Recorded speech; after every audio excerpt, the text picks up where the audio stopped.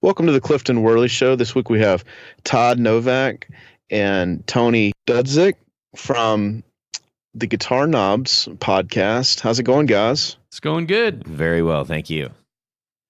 Well, I'm excited to have you guys on, and I tell you what, I knew you guys. I knew your podcast in name only, and I ran into Todd on the floor at NAMM a few weeks ago, and I decided several of my podcast friends and stuff had been following your show, and so I decided to go check it out, and I'm loving what I'm hearing, and so I thought it'd be really cool to get to know you guys a little bit better and have you guys on my show and kind of just get maybe a little bit of backstory on your journey, your musical journey, on how you got into music and just kind of where it's led you up to this point. I guess we'll roll first with you, Todd. How'd you get into playing guitar, and we'll kind of go from there.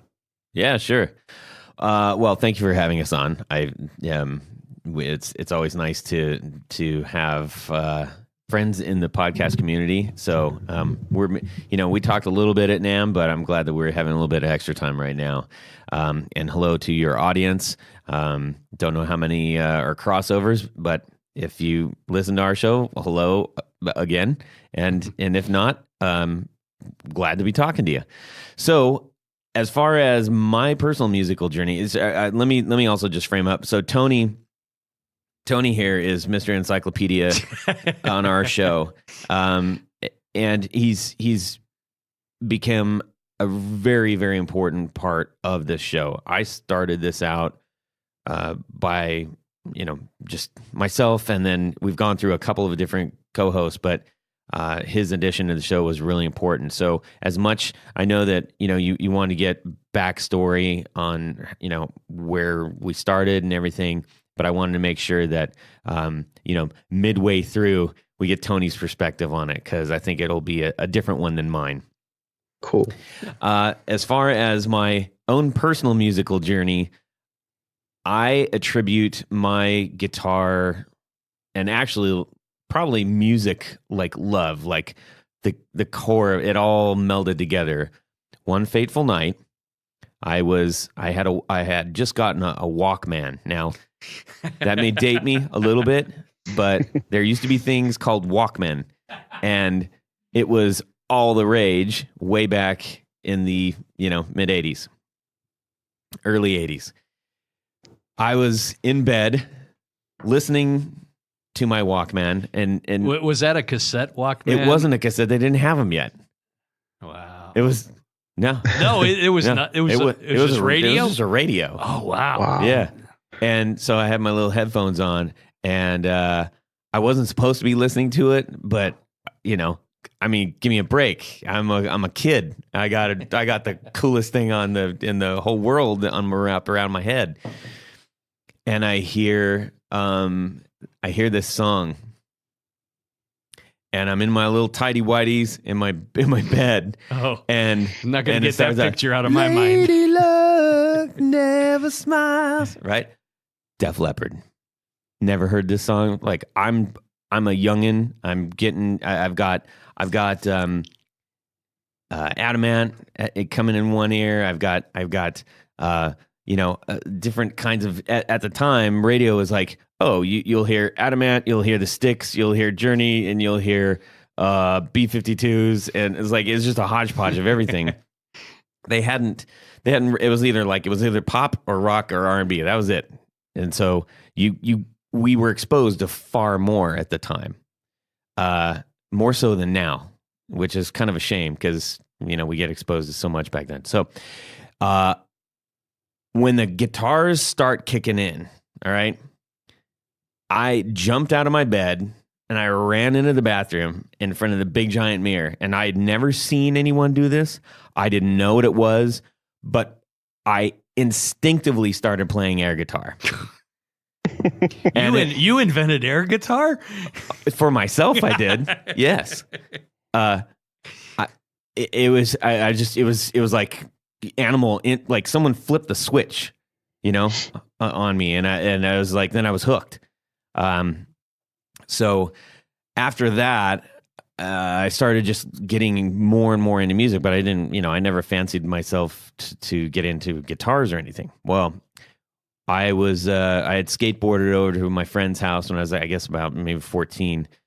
And it seems to be sort of the magic number, as I'm finding out with most of the people that we've interviewed. I was about 14. I skateboarded over to my friend's house, and I walked in, and I had almost a brand new skateboard. It was a Dwayne Peters Santa Cruz skateboard, who was also an awesome punk rocker, by the way. Dwayne Peters of the U.S. Bombs.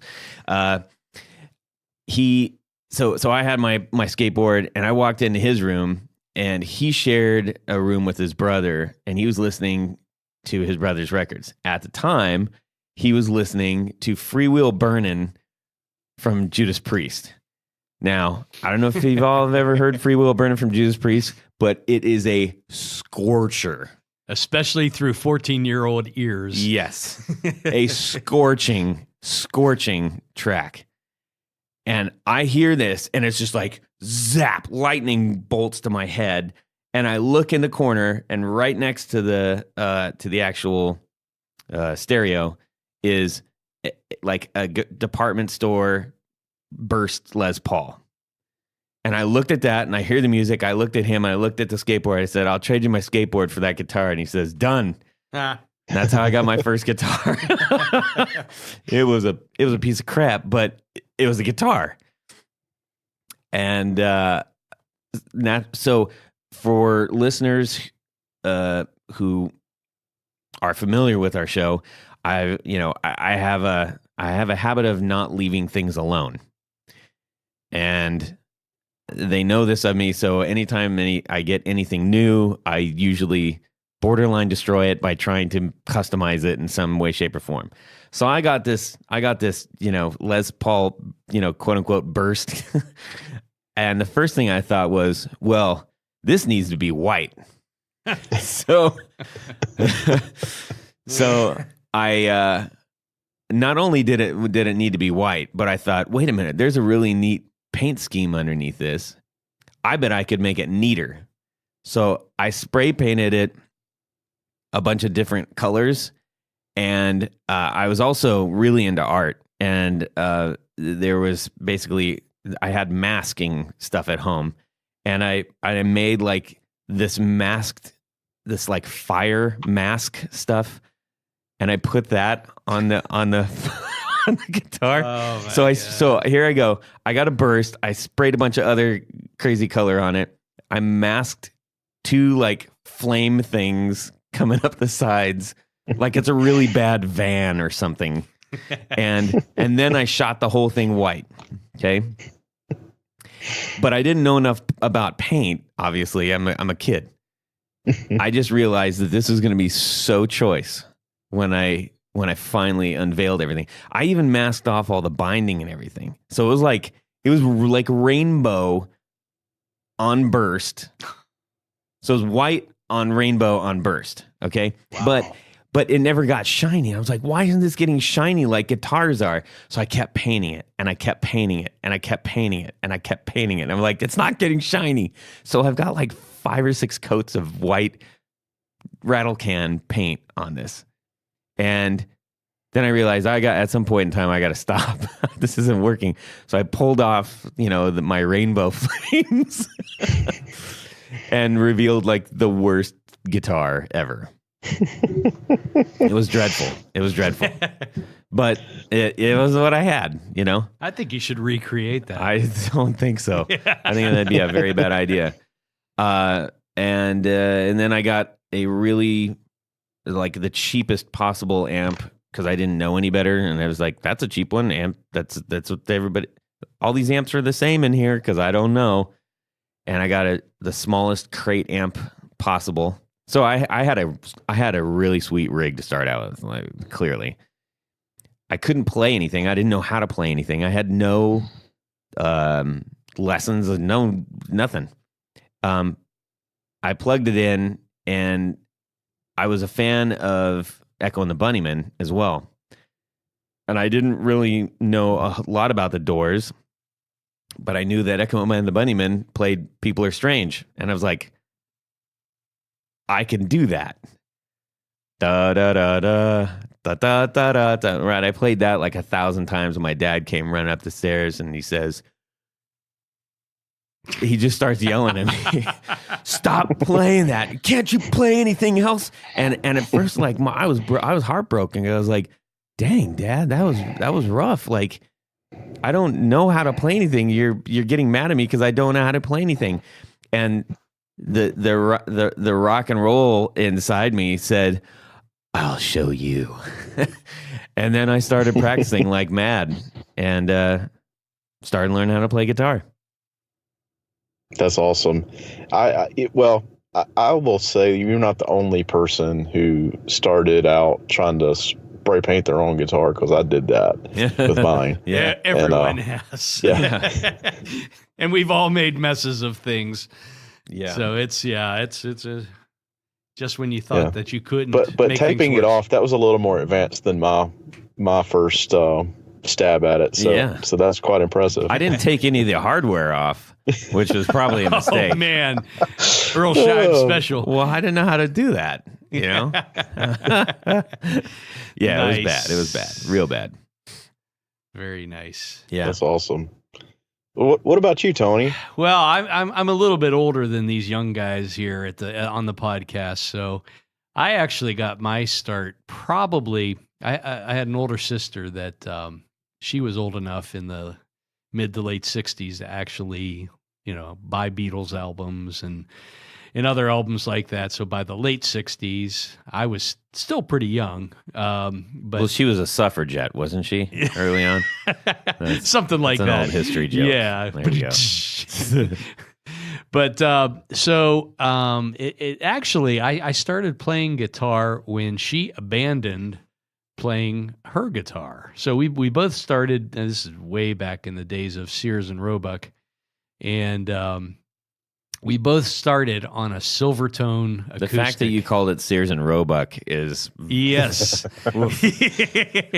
So this is probably late 60s, early 70s, and this thing was just a finger cheese cutter. I mean, it was miserable to play and whatever. So she started to get serious about it for a brief period of time and bought an old Japanese Epiphone acoustic, which is actually a pretty nice guitar.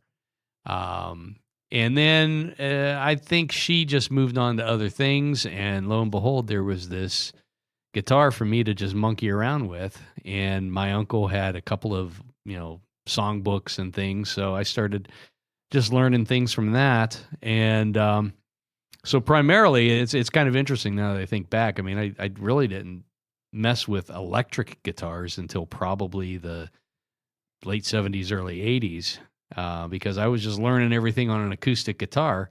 And I realized that at some point that it didn't sound quite like the other things.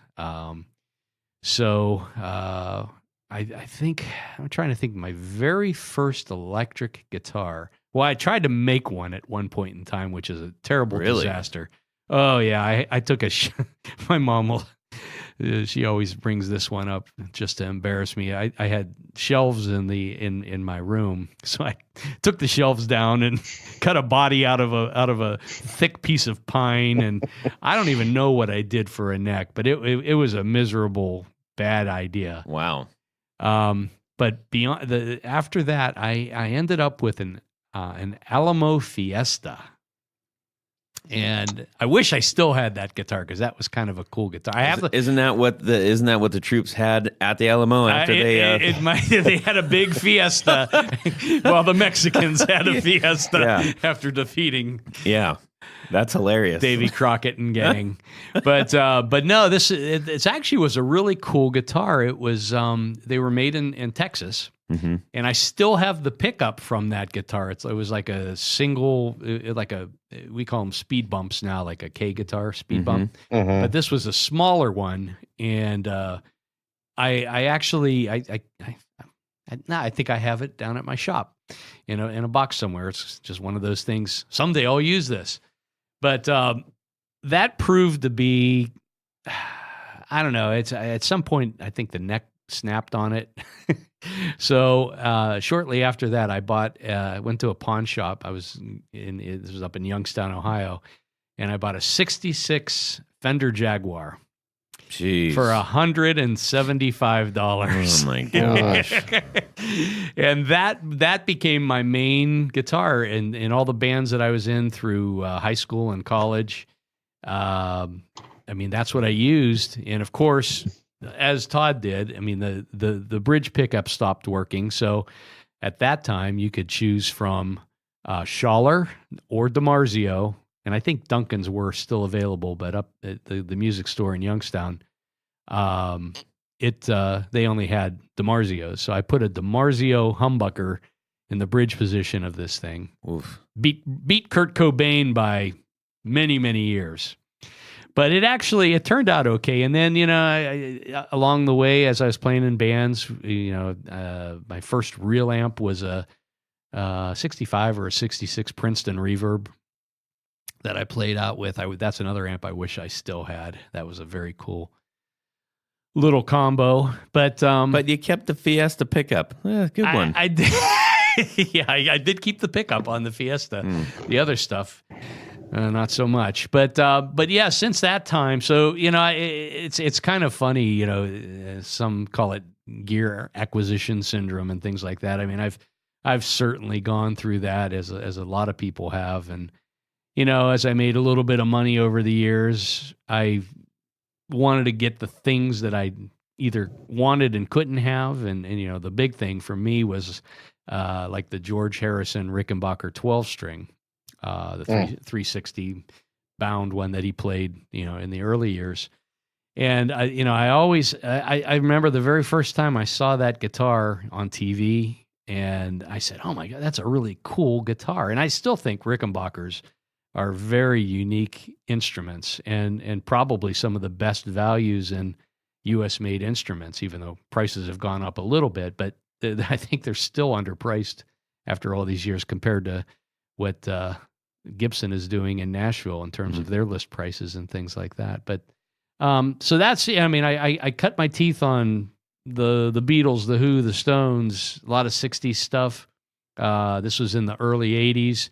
And, of course, at that time, we mixed that in with punk and new wave music that was coming out at the time. And, and that was just kind of, that was my musical background, because I didn't want to play in a blues band. I didn't want to play in a heavy metal band and things like that. Didn't quite fit in on those scenes. And that's, I kind of gravitated. It seemed like the club that a lot of us hung out and played at was catered to the people that weren't quite in the mainstream, I guess you'd say. Mm-hmm.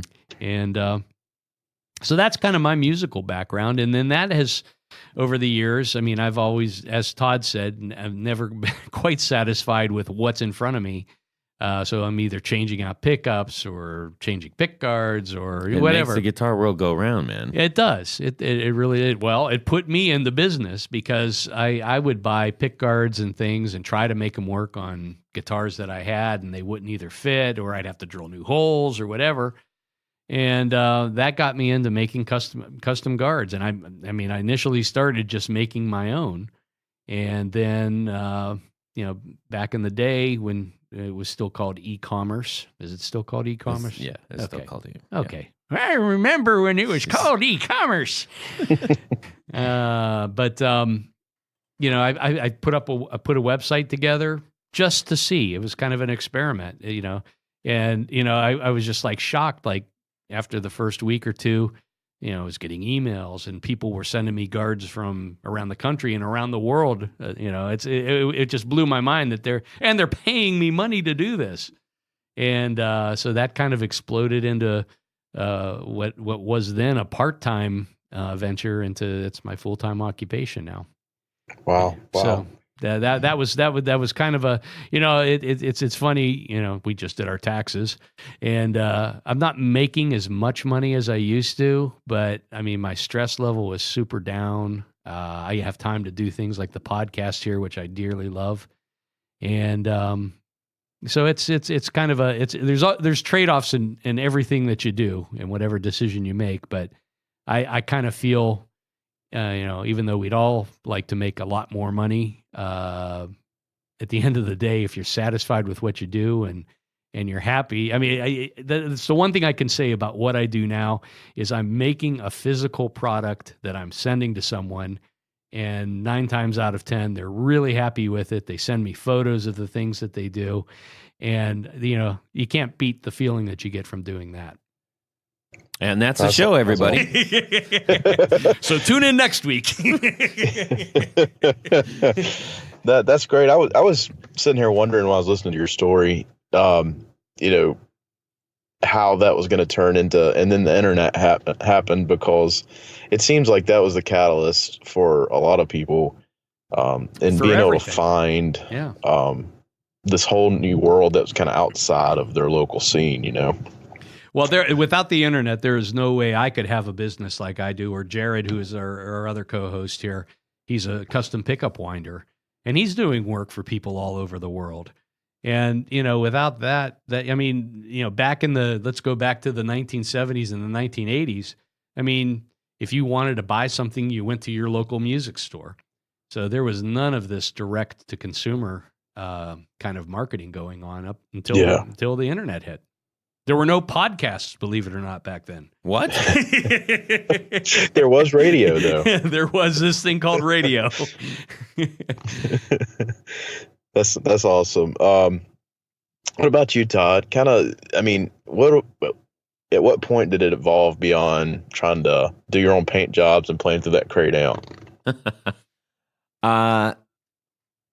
Well, I guess you're assuming it has evolved. Yes, I am. I am a self-proclaimed hack. Actually, I just had a really interesting conversation at a club the other night with someone else who immediately sort of identified himself as a self-proclaimed hack, and he's not. He's a great guitar player, but it was nice to know somebody else considered themselves that as well. So I picked up shortly after that. I kept playing, and I didn't have any grand ideas, but I loved to get to, or just right out of the gate, I was like, more. So like I traded that up to, I got a JB Player offset V. You're admitting that now. I did. It was baby blue. Oh. Yeah. It was something. It was dangerous to take around. It was so pointy. I didn't know I didn't have any clue what I was doing. And I just began to get, I said, well, this doesn't, somehow I don't sound the way that everybody else does. I must need something different. But I had no guitar mentor. I was simply completely lost and just trying to figure things out, to the point where when I finally decided, you know what, I need to upgrade my amp because this sounds like garbage. And I was a fan of several bands that had a particular kind of amp. So I went to one of the guitar stores. It was actually a Carvin store in Costa Mesa, California. Costa Mesa, yeah. And I walked in, and this is several years after I'd been playing, but I hadn't really evolved. So this was sort of my first step into Todd Guitar 2.0. And no, here's an interesting note, just real quick, about the JB Player. So I, as many people do, they're like, well, we should start a band, whatever that means when you're 14, 15, 16 years old. And we were meeting in a garage, and I decided I needed to hear something. I needed something more. Okay. And at the time, I guess this was, let's see. I'm trying to remember what I learned. It was a tab piece, and it was just super complicated. Like, I had no business learning how to play this one piece of music. And everybody else didn't want to play with me after that because I would just play that over and over and over because that's all I knew how to do. And they couldn't play with it. And it was like, it was some crazy metal thing. I can't even remember. I got out of Guitar Magazine. But so I had my JB player and a piece of tablature that was the only thing I knew how to play. So I couldn't play with anybody. Anyways, so I moved forward going to get this amp. And I walked in the store and I said, I want a Peony amp. A Peony. A Peony. and he said, and he looks at me and he says, what's it called? And I said, a Peony, Peney. And I said, it's real, it's got a pointy like logo and stuff. And he's like, and he was cool. He was like, I was a young kid. And he's like, well, we have some amps called PV. And I'm like, nope, that's not it. I'm like, no, clearly you're not down, bro. and I said, hey, give me a pen. And I started to draw out the logo. And he kind of looked at me and he smiled and he goes, yeah, well, we don't have any of those, but let me show you some amps over here. And we walked over and I looked at it and realized it was actually a PV. And he never said anything about it. And I was fully embarrassed. I could have gone down the path of like total embarrassment and never walked into another guitar store ever again, because I was also with my friends who were confused at what was going on. And I ended up buying just a little, I think it was a 60, maybe a 60 Bandit, maybe. I don't know. I can't remember. I've got a picture of it somewhere. It was just a single 12-inch, little combo amp. And I went home and plugged it in, and I still didn't sound like what I thought I was supposed to sound like. Certainly not through a Right? PV. And then I said, well, I must need something else. And then I was starting to read more and stuff, and I kept seeing this word overdrive. I was like, maybe I need some overdrive. So again, I went down to this local guitar shop that had a bunch of used stuff. And I said, I'm looking for overdrive stuff. And he's like, well, we got this stuff over here. And I see this thing, and I remember seeing it in the magazine. So naturally, it must be the right thing. And it was a Chandler rack mount tube overdrive. Oh my. So that's what I should buy. So I bought that. And that sat on top of my little PV combo unit. Oh my God. I had no idea what I was doing.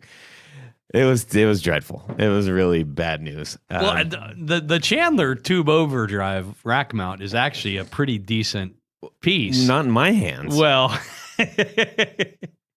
so let me guess. You ran that guitar into that, and then that into the amp. Well, and then I needed a bigger speaker thing. Oh. So then I ended up getting there was in the want ads, there was a thing called Recycler back then. This is pre-Craigslist. This is pre-Craigslist. There was a guy selling a 412 with like the cage on the front, right? Yeah. And he was actually from Agent Orange. Oh, that would be cool. Well, yeah. So I was like, and I was into punk, so I was like, oh, this is gonna be so cool. I get this thing from Agent Orange, right? So we have the PV Bandit with a Chandler tube mount drive and some kind of Jimmy Hotwire thing into a 412 cabinet. It was awful, but I was playing out of an Arai guitar at that point. So you moved I moved up one step. Yeah. Yeah. Them's were the days, I guess. So aside from every single acquisition up to that, moving forward from that, that just got me into like, I started to like the chase, and I started to like, oh, what's the new thing? What am I going to get new? And really early on, I started swapping out gear. And that was really fun for me. I loved going and finding something new and reading. And arguably one of the most detrimental things that I ever did in getting into my guitar life, there was a magazine, I think it was a Guitar Player, Might have been Guitar World. And at the time, it was, I think it was the end. Yeah, it was like 1989, something like that. Because Eddie Van Halen, it said guitarist of the decade. Okay. And I'm like, yeah, duh. And so I open it up and I see this pull quote. And it says, playing guitar for me was like falling down a flight of stairs and landing on my feet. And instantly I was like, that's just like me, you know? And, you know, he goes on how he didn't take guitar lessons and all this stuff. And I'm like, I don't need guitar lessons, you know? So that's actually, I have that at the very bottom of our website. It's just a little tiny quote in very small letters, but that was stupid of me. I really did need guitar lessons. It would have come in very handy at this point in my life. But at least the Mel Bay method of learning. Yeah. So I'm completely taught by ear. I do have a very good ear, but well, I'm the same way. I don't have very good fingers. That's a problem. I mean, but you know, some people say, "Oh, you can't read music. Is that a hindrance?" And I honestly, I think when you learn to play by ear, it's either a different part of the brain or whatever, how it's processed. I mean, I can pick up on things a lot easier. I mean, my wife, a couple of years ago, I got her she had taken piano lessons as a kid, and she said, "Oh, I'd really like to try to do this again." So, I mean, I hear her struggling because she wants to read the music, and it's, you know, when you get older, that synapsis doesn't always translate to your fingers quite as fast, and she struggles. And I mean, I can kind of go over and think. I make a few mistakes, but I can kind of pick out the song. Don't say faster. tinkle on the piano. I don't tinkle on the piano anymore. Don't do that. You got a few more years before you start doing that. But I mean, I know other people that sometimes they like if they have to read the music and then have to process it. Right. Whereas I think you and I both, we kind of just like pick up the thing. If we know what key it's in, we can pretty much figure out where the song's going. Yep. Well, and that was an interesting thing. We're derailing a tiny bit here, but that was a really interesting thing when the Guitar Institute like blew up in Los Angeles. Like, then that became the measure of whether you were good or not. Like how technically, insane you were, and that just became like, well, if you're gonna be a professional guitar player, you have to go to GIT, which was a disconnect for me because I was like, well, that's not me, and I'm not really into that. But for those who are, it's awesome to watch them play. But yeah. But what's interesting, I just really quickly on that note about playing by ear, and I'm certainly not advocating that anybody not learn how to read music. Here comes the disclaimer. Learn how to do proper. But no, well, my kids do the Suzuki method of instrumentation. Yeah. So they're in piano and viola and violin. And what is really interesting about that method is that you read the music, you listen to the music, then you read the music, then you don't read the music.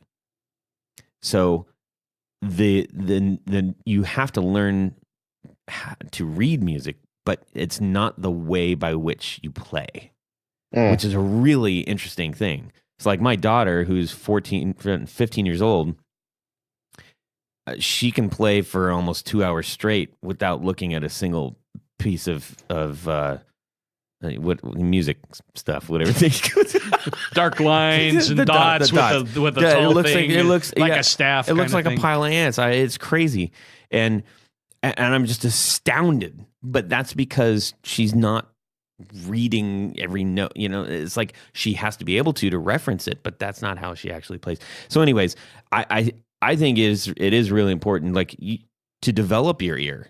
Don't rely solely on that music, but. Yeah, I don't think that was a question. Back to you, Clifton. Yeah, well, the Suzuki method, I like the sound of that. I've never had a lot of formal training myself, but I think that I've watched other kids growing up and they were learning to play, or taking lessons, and like they would learn just the pieces the teacher was teaching them, and then nothing more. And then they didn't learn to play with other people. They couldn't pick things out by ear, and so that sounds like a good crossover. Yeah, between both worlds. I like that. I'll have to kind of check that out some. It's worth checking out. I mean, I remember in 5th grade, I had the opportunity to learn violin, and I started just like everybody else did in this big giant class. And you go home and you have your sheet music, and you have to learn, Michael rowed the boat ashore and Mary had a little lamb and all that stuff. And I hated it, but what I would do is my parents would be watching TV in the front room, and I would open my door just to be able to see through the crack, just so I could hear through it. And I would like play the commercials by ear. So I was like playing. I could play Rocky, but I couldn't play Mary Had a Little Lamb by the notes. Like I was screwed from the get go. Yeah. So. Yeah, that's. I think that is a deterrent for a lot of people. Just because it gets boring that way. There's no like reward. And I think that's why you see like the kids who gravitate towards playing with other in groups and stuff. That really like there's much more to it than go home and practice your instrument for 30 minutes a day or whatever. And there's no kind of gratification with it. So, yeah. I think and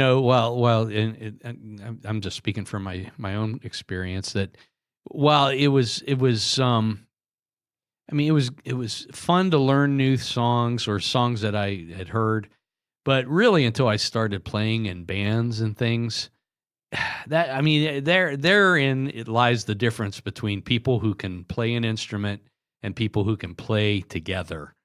And I still get together with a bunch of guys, and we all have a common musical vocabulary that we can always pull out some songs and at least know, some basic stuff and explore some other things. But there are so many people that are technically very good, but you put them in with 3 other guys and they can't play. Mm-hmm. Oh, totally. Yeah. So I think that's really important, even more so than learning how to play an instrument is learning how to play in a band. Yeah, or at least with somebody else. Or with, 2 people. Because even with just 2 people, when you're doing things, you learn how to cover up their mistakes or your own mistakes or whatever. Right. Or when we all go to like shows or NAMM or stuff and we get in apartments or Airbnbs and we all bring our guitars, that's when I learn how to put my guitar down and listen to Jared and Tony play together because they're both very good. Don't forget Mike.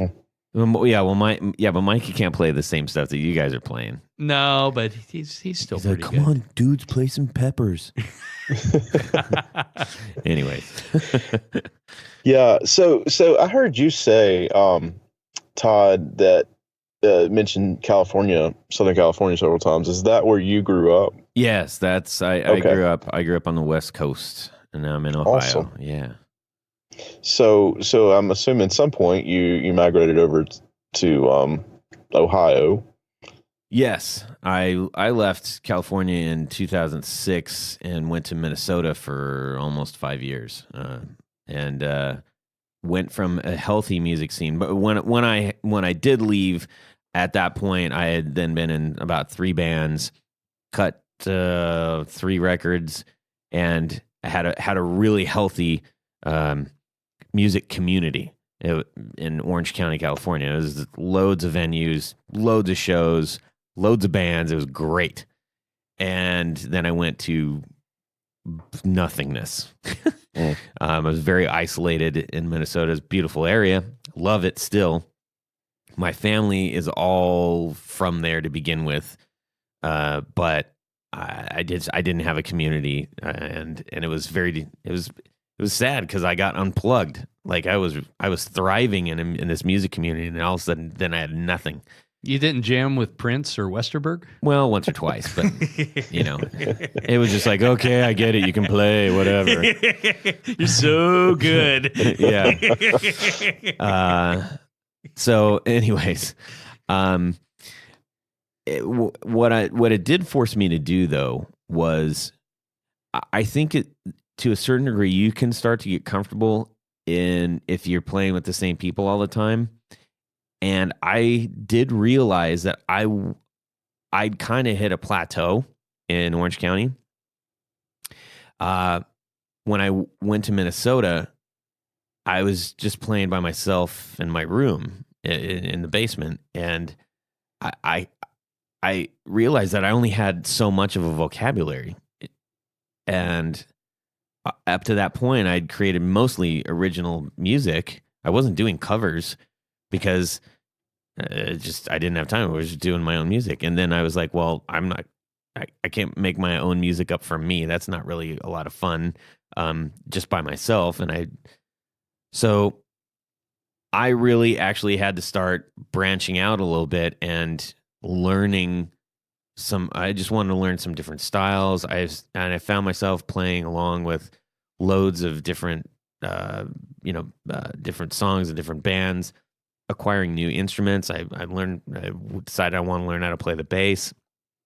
Because I saw Stanley Clarke live, and so naturally, well, then I should try to do that. So, anybody that isn't familiar with Stanley Clarke and you are a bass player, he might make you want to quit. I'm just saying, he's amazing, but it did really inspire me. And then I started to learn it was a different sort of color. I was like, well, I was playing everything from my point of view.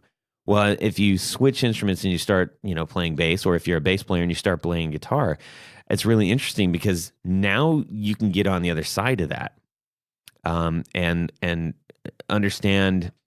I think another aspect of playing on the other side is that was one of the first times that I kind of realized, because I started recording on bass and recording guitar myself. When I would go in and record the records, I would just be like, I'm doing my thing, blah, and I get out of there, right? And I didn't understand the dynamics. And, I was just focused on my thing. Well, when you actually start putting that stuff together, that's when when all the things that you've heard about, like, oh, your sound disappears when you plug in a muff and you have a bass and blah, blah, blah, right? And I couldn't figure out. I was like, why does this sound like garbage right now? And then I had to better understand dynamics of sound. I was like, well, what happens when I play a guitar and while there is a bass playing at the same time? I actually have to pay attention to that because I don't have somebody else doing that for me. That helped me understand my own sound and how we'll get it. And now I'm steering into the gear that's going to help create a better sound for a live dynamic, rather than just going and banging it out at a club and hoping that the sound guy can sort everything out. So that was a really interesting part about basically being isolated in Minnesota. And then leaving there, came to Ohio, and Columbus, Ohio specifically, and still kind of, it was just I didn't have a community. I was brand new. I knew nobody. There was a few people at work that just, you kind of understand, is like, that guy's probably into music, man, and he's got that hat. Yeah. This guy came up and he says, so I know you like music, blah, blah, blah. We started talking. He says, I'm putting together a benefit show. You want to join? And I'm like, yes. What are we doing? He says, I don't know. Let's figure it out. And there were several musicians playing at this particular place that I was working on. I mean, there was a lot of musicians at that. And we pulled in there was a fantastic drummer who worked there and a bass player, and we just it was all ripe for the picking. And we started talking about, well, what can we kind of learn in a relatively short amount of time that we'll enjoy playing and that we can all play together. And somehow came up with the idea of, we were going to do a mishmash of Johnny Cash tunes and Clash tunes. Oh, wow. And most people are like, what? I'm like, trust me, on paper, this all works, right? I'm kind of I'm not a control freak. I just find myself at the steering wheel an awful lot. So I was just like, I got this. And so we formed a band called Johnny Clash.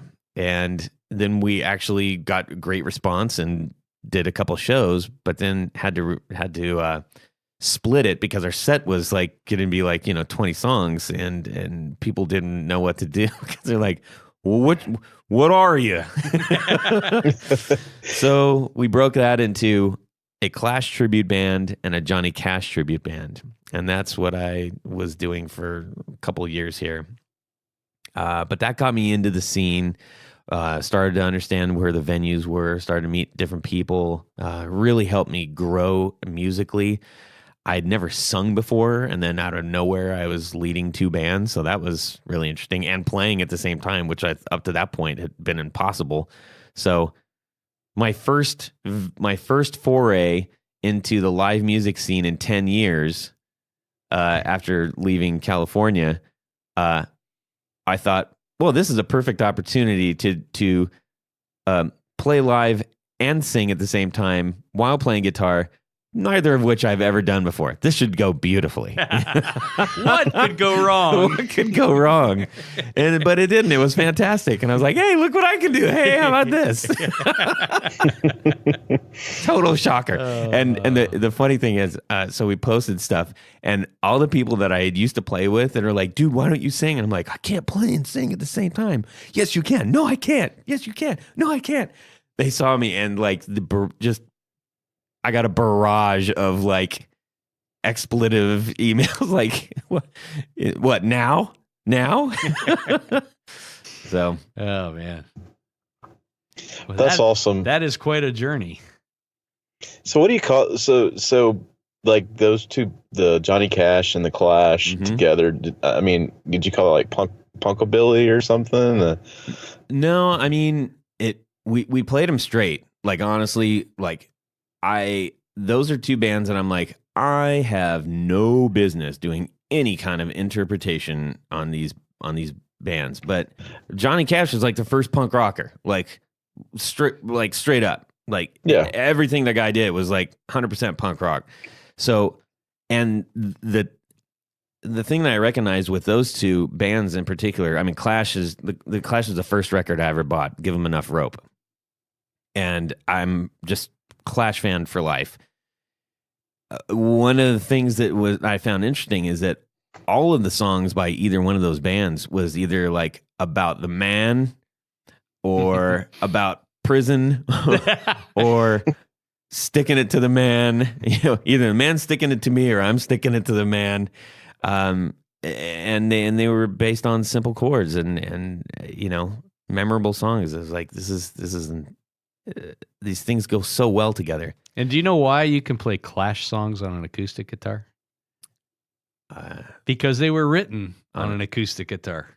I'm talking the first 2-3 albums. Yeah. By the time they got later, but I'm serious. I mean, the structure and everything. That's that they would sit. Strummer and Mick Jones would sit in a room somewhere. Yeah, and write songs on acoustic guitars. Well, that's how most of all that good stuff started. Yep. Anyways, so that's how I ended up in about Ohio. The Clash. Enough about those guys. Where are they now? Yeah. Well, I guess here we're coming up here with a few minutes left. Tell us about how you got together with these other guys, started a podcast. What was the idea behind it? And kind of I forgot this was about the podcast. Yeah, not the Toddcast. Okay, yeah, that's actually an interesting story. Ironically, I'm actually telling this same thing to Rode Microphones, doing a little piece for them, and it was one of my favorite stories. So that's easy. I basically started the show because I was dipping into the podcast world and was realizing that there were good shows out there, but they didn't have something that I, as a audience, as a listener, I wanted something different. I wanted something else, and I wanted it in a slightly different structure. And there was just enough pieces missing from these things that I thought, I know what this could be. I know what I want. And it's kind of like painting a Les Paul. Yeah, kind of, except different. So what was funny is that I'd go to lunch with these dudes that I worked with, and all day at lunch, the whole time at lunch, we'd be sitting there talking about guitar stuff, and it just dawned on me after I had a long road trip and I was listening to these shows, and after enough time of like actually trying to talk to my radio. Then ask him this, or talk about this. I said, wait, this is what I want to hear. This conversation that we're having right now. But I specifically wanted to get the inside story essentially on boutique builders. There was a lot of gear review. There was a lot of, just kind of people going down a rabbit hole of this or that, having a conversation with somebody, which is great. And there's a place for all of that. And I just determined that, well, there's a hole in this podcast landscape, and I think I can fill it. So we focused expressly on interviewing boutique builders of guitars, guitar amps, pedals, and accessories, and all the things that make up our guitar world. Because I also noticed that maybe this was an influence of growing up and just going through the magazines, is like only the bigger brands ever really got the spotlight. But all around, there was just all these brands, all these pedal brands, and all these boutique amps, and like these insane guitars from all over the place that people just weren't talking about. So that was the main goal setting out. It was like, all right, let's do this show. I want to get a couple extra people. I didn't want it. I wanted I wanted to get someone else's perspective, someone that wasn't my perspective. And I wanted to be able to get these call-ins from these builders and start a conversation. So we set off to do that, and it was rocky, just like most people's when they first start off. And in fact, when people come in and they say, "Oh, I just started going backwards in your library. I love the show," and I'm like, "Don't go too far back. You'll stop listening."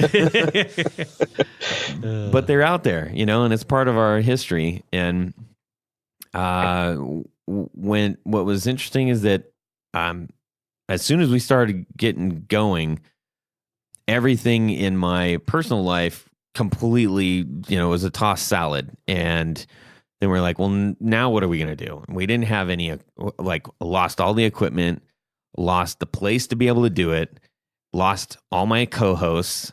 But I had since called upon Jared, who wasn't able to be on the show today. And he had been on a couple times, and I said, "Hey, why don't you come on? I need another co-host." And he says, "Yeah, we got to interview." We interviewed Tony, and I said, "I really liked him. Let's have him on the show." And it just kind of stuck. And we played spin the wheel of where are we going to do the podcast and with what gear enough times. And I said, "Enough of this." And we got into our studio here. It's not a studio. It's an office in a big old office building that we converted into our little podcast studio. And we a lot has changed on the show except two things. Number one, we kept the actual goal of the show 100% true to what we tried to start off with, which was interviewing boutique builders of guitars, pedals, amps, and gear. And the second thing is that we established a format that we really haven't deviated from.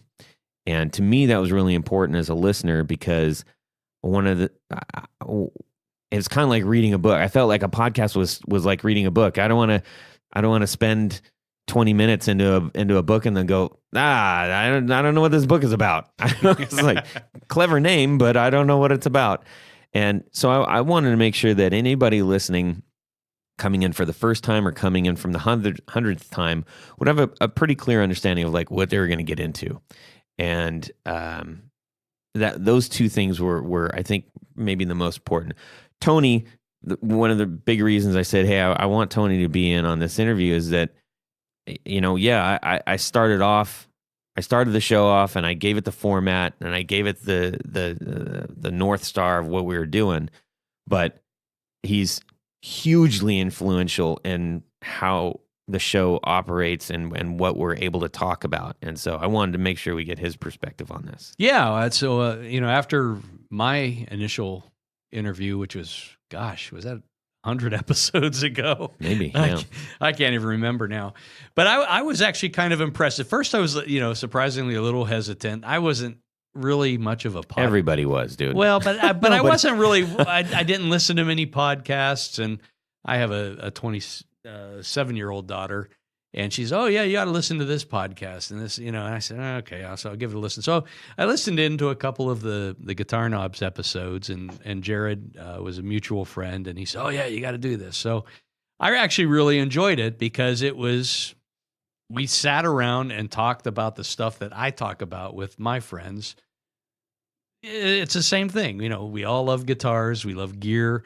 And so I think the one thing that makes the Guitar Knob stand out is the consistency and the format and the type of people we talk to. I mean, there's people that we have on that I've never heard of before, but I certainly know a heck of a lot more after we talk to them and have a lot more respect for people like that. And that's really cool. And just a great example was at the NAMM show that we just got back from not too long ago. We just, you walk on the floor and, boom, you hit, oh, hey, you were on the show. Hey, good. I'm Tony. How you doing? And so we got to meet all these people face to face that we've had as guests. And you realize that it is kind of a small world when it comes to, people in the industry. And by and large, most of the people in the industry are not, huge corporations. They're individuals or very small businesses. Grinding it out. And doing what we all do. And it was really cool there is a bit of camaraderie, I guess you'd say, especially, and you see it firsthand at a show like NAMM. Yeah. I think an important point in that is that these aren't, for the most part, we're not interviewing CEOs of companies and stuff. We're interviewing people that, the stories are often, they start out the same. They just wanted to create something. They love guitar stuff. They have a passion for it. They don't have direction necessarily, but want to do something. So they start creating, and they create because they were inspired usually by somebody else and have a little bit of a knack. I think I want it to be like this. So by and large, everybody that we're interviewing and most everybody that we're, talking about are just passionate builders. They're not businessmen who decided to make pedals or something. They're creative people who fell into making a business out of something that they love doing or are adept at doing. And I think that's really unique in the world. And that's something that I think needed to be had the spotlight on. It's also, from my point of view, I wish I built guitars. I wish I built pedals. I wish I built amps. I wish I built all that stuff.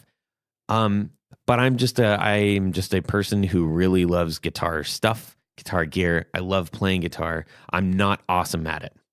I'm not awesome at most of the stuff that I like, but having the show was a way for me to be deeper in that world and be able to have a conversation and learn about that. I'm in the creative field in my professional life, so I speak that language, and I wanted to be able to speak that language with other people who shared the same passion that I did, and that was a real genesis for the show. Yeah, I think that's something that I see some parallels there with a lot of the boutique builders and the podcasters. Is there's a little bit of shared camaraderie because they're both wanting to create something for the community. Yeah, and whether it's running down an interview or trying to run a show or building a pedal or guitar, or whatever, like there's that creative side that I think it's just speaking different languages, but it's they're trying to create something for the community. So yeah, that's a really good point, Todd. Yeah. Well, what would you say? Will LaHoo asked this question in the group. Who did? Will LaHoo. Will LaHoo. Yes. He asked this question.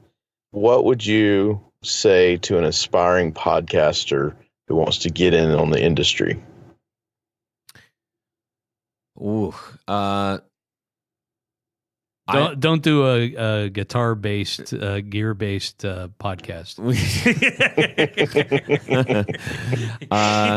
Tony. Too many of those. Tony the cynic. As there are pedals, so should there be everything else. Nah. Room for all. I know Tony means that. So I would say right now is actually an amazing time for people to get into podcasting, because the people who make the gear have finally recognized, oh, wait, we should be making gear specifically for podcasting. Rode has come out with several items that are going to completely change the landscape in the podcast world. And we're experimenting with some of that right now. We had to build our own unit, which looks like a really kind of an insane monster. Not unlike a Chandler tube driver. Yeah, it is. It looks like it's on life support. There's so many wires and everything coming out of it, but it's a beautiful monster. I think the biggest thing that to pay attention to is a lot of people will jump in, and if you think about pedals or you think about guitars, most often what people are going to maybe gravitate or look for, or at least pay attention to, is a different kind of a splash. Okay. When we see a successful pedal come out and everybody is, whoa, whoa, whoa, whoa, what's this? Ho, ho, hey, ho, ha, ha, right? Mostly it's because it's different. And it's a tricky thing to be. You don't want to be different for different sake, but I think it's important to find out what your real fingerprint is that you're going to share with people, and how does it fit in that world that you're about to get into. If you haphazardly do that and just say, I'm going to do this thing, blah, blah, blah, blah, right? And you have no plan. You're quickly going to realize that your voice, it won't necessarily, there's a chance it won't get heard because it's not a unique signal. So it doesn't, like I said, it doesn't have to be different for different sake. But if you can find one thing to say, I want this to be the thing, and just keep set on that, make that your North Star, it will find voices. It'll find ears. Your voice will find ears. So first and foremost, figure out what that is, I would say. And then take a little bit of time and figure out how you're going to actually publish it. What is the gear? What are you going to use? And how are you going to publish it? Because if you don't, at least for me, I found that a large part of what people may or may not lock into was going to be their impression on whether or not I gave a crap. And what I mean by that is I heard several podcasts that it just didn't sound like, it's like they brought their they brought a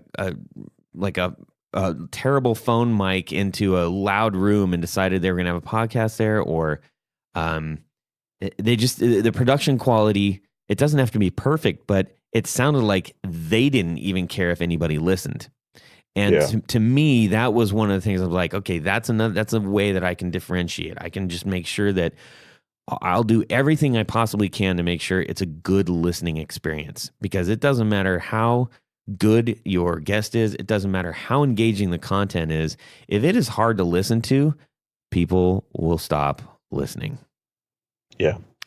So, one last thing. Listen to yourself. Listen to yourself after you've recorded. This is really important. One of the most important pieces of feedback that I got after the first couple episodes, I got an email, and I was excited. I'm like, oh, listener email, woohoo, right? And this guy says, I love the show, but so help me, if you smack your lips one more time, I will never listen to this show again.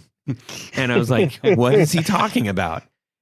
And then I went to edit my next podcast, and I was like, oh my gosh, I'm smacking my lips like every 30 seconds. Oh, this is horrible. How do I change that? But I was aware of it at least. So take the time, listen to yourself, figure out how you Is there a plug-in for that? I wish. Yeah. Oh, man. That's good stuff. Well, I enjoyed having you guys just come in and have a conversation about kind of what led you to this point in your lives, and lots of great stuff. I think our listeners will enjoy kind of hearing about, your musical journey and how you got to, like you said, deconstructing what you did, and like Tony, his journey as well. And I just, it's been a fun time, guys. Well, thanks for having us on. We really, we don't often get to talk about as much about the podcast or our backgrounds as we, without making it sound like we're pandering. Yeah. Totally. Well, that's what Todd does. Hey. Head panderer. I resemble that comment. Yeah, I know you do. But no, it's really good. And special thanks to all your listeners, and if they have a chance, listen to some of the Guitar Knobs podcast too. Absolutely. I think they'll enjoy it. Go check out the Guitar Knobs podcast. It's a great show, and I think I've got some listeners who there's some crossover there. But, definitely. I saw some very familiar names. It is amazing though how many people as small of a world as we're talking about, it is shocking how many people don't know about each other's stuff, or especially with a podcast. I'm not really sure why, or even some of the most well-known pieces of gear. You're like, how do you not know? You know about this, but you don't know about that? How is that possible? Which is great for us, because that's what we all get to talk about all the time. So right. It's fun to discover new things. Well, and if it wasn't for places like NAMM, all these podcasters might not run into each other, and saying it goes the other way, like with the boutique builders. Yeah. It's interesting. Well, man, we really appreciate you having us on. I mean, it was a nice note to get.